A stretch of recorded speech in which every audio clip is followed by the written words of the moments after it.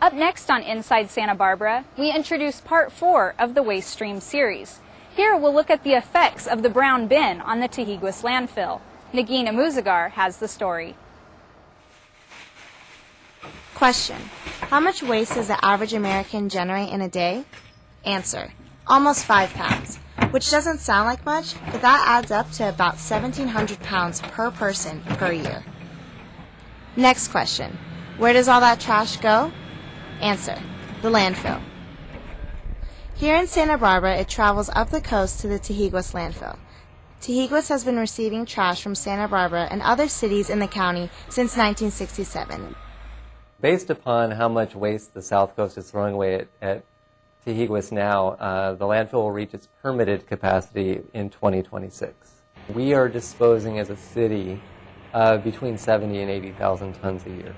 That is a lot of material, much of which is still recyclable, that we are taking to the landfill and burying. That trash comes from the brown bin. The brown bin is supposed to take whatever is left over that is not recyclable or compostable. However, that's not always the case. As far as things that are easily recycled like bottles and cans or concrete or bricks or wood or things that you can commonly take to any recycling facility, that makes up almost 25% of the amount of waste that we bury.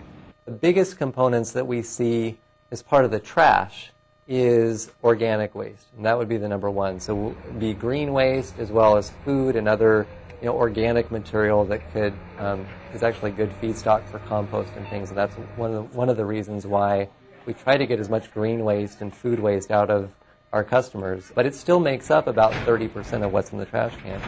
The other things you'll see, surprisingly, we still have a lot of paper, cardboard and paper, some metal, some glass. And in the business sector, for the industrial side, we'll still see some of the construction and demolition type waste that we have ready outlets for through Marburg's material recovery facility. The more items are recycled or composted, the less trash ends up in the brown bins and ultimately at the landfill. As part of the city's new contract with Marburg, additional diversion incentives will be available to residents. In the residential sector, it's unlimited recycling containers. So currently it's 95 gallons is the limit for free recycling. It will now be unlimited. The green waste service is going to be virtually unlimited. It's going from 32 gallons of free service to 192 gallons of free service. We're also providing unlimited free collection of white goods, which would be refrigerators, washers, dryers. You have an appliance go out, call us, we'll come and pick it up. Same thing goes with TVs and monitors. We will provide unlimited collection of those as well. Currently, we're also providing each resident an annual cleanup where if you have bulky items, accumulated trash, call us. We come out once a year. We're doubling that, so each residential customer gets that twice a year now. We're also providing for the city, and everyone really, cleanup of illegally dumped items on the curbside or roadway. So we have provided for free collection of that also in our contract. And other things are really going after sensitive materials that are really bad and detrimental to have in the landfill. And some of that being medical waste. So when we provide the Sharps program, we're offering anybody a free container so they can dispose of their Sharps, and we will pay for the shipping and disposal to have those properly treated to keep it out of the waste stream.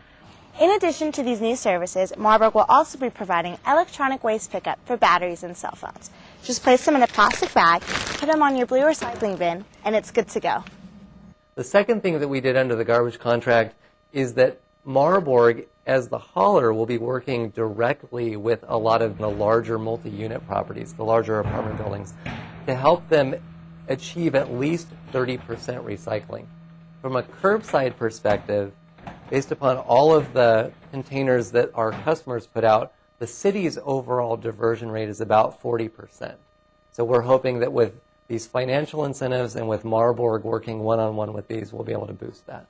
The city is also pursuing new technologies that would further extend the life of the landfill. In the future, we're hoping to get away from landfilling by adding the Resource Recovery Project. And this is a project that the county and the city have been working on together since 2007. And this would establish a series of facilities that would go through the brown bin, the bin that's currently going to Tahiguis, to pull out those recyclables, pull out the organics and compost them through anaerobic digestion and we think we can reduce what's currently being buried by over 60%.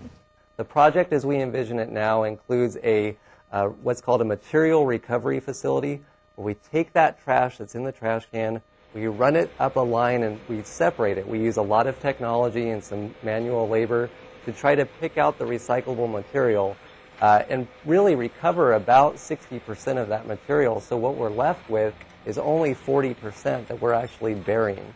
That would effectively double the remaining life of Tahiguas. While the potential benefits of new technologies are substantial, for now we still have to rely on a landfill to store our trash. The future of our landfill depends on the actions we take today. By generating less waste, we can conserve the remaining landfill space at Tahiguas. The more we know about our trash and the more we know about our environmental impact just as living in our day-to-day lives, the better we understand how important it is to limit trash. So I think landfilling itself has a limited future. I think that there's going to be more recycling.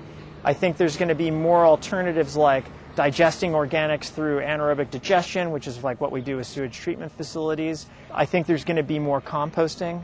I think there's going to be more laws about packaging. So I think the future doesn't really have landfilling. I think in the far future, I think that we're going to find other methods and technologies to eliminate it entirely. For more information on trash and recycling services, visit sbrecycles.org.